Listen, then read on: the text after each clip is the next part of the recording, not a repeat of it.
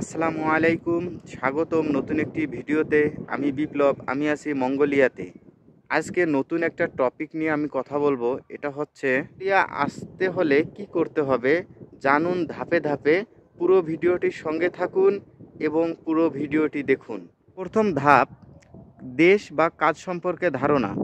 আপনি যে মঙ্গোলিয়ায় আসতে চাচ্ছেন এই দেশ সম্পর্কে আপনার কতটুকু ধারণা আছে, বা আপনি কি কাজে আসবেন এই কাজ সম্পর্কে আপনার কতটুকু ধারণা আছে। আমি পূর্বেই একটা ভিডিও করেছিলাম, এই দেশ এবং কাজ সম্পর্কে কিছু ধারণা দিয়েছিলাম।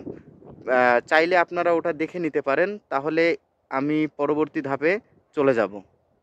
দ্বিতীয়তে যে বিষয়টা নিয়ে আমি কথা বলবো সেটা হচ্ছে, অবশ্যই একটা বৈধ এজেন্সির মাধ্যমে আপনাকে এই দেশে আসতে হবে।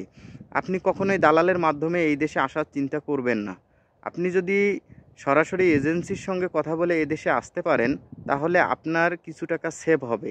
কারণ দালালের মাধ্যমে আসলে অবশ্যই দালাল এখান থেকে একটা কমিশন পেয়ে থাকে। সো আমি আপনাদেরকে এটা সাজেস্ট করব যে আপনারা অবশ্যই একটা ভালো এজেন্সির মাধ্যমে এদেশ আসার চেষ্টা করবেন।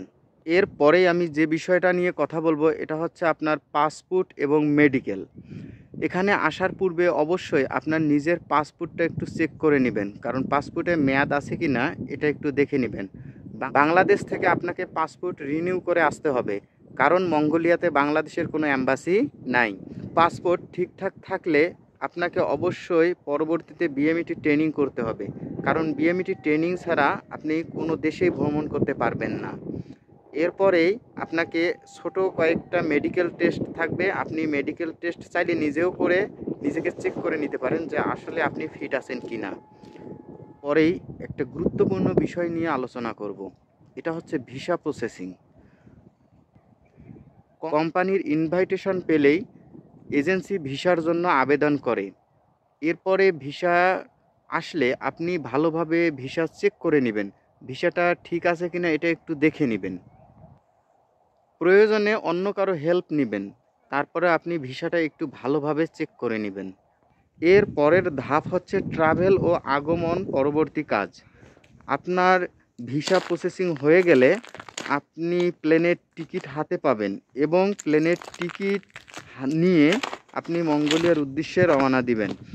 এরপরে মঙ্গোলিয়া আসার পর আপনার কন্ট্রাক্ট পেপার অনুযায়ী আপনি কোম্পানির সাথে কথা বলে আপনি আপনার কাজ শুরু করবেন।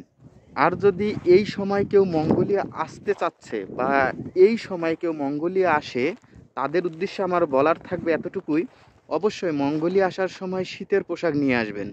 কারণ দেখতেছেন যে এ সময় রোদ, কিন্তু আসলে রোদ না এটা দেখার মতো জাস্ট একটা রোদ, কিন্তু প্রচুর ঠান্ডা।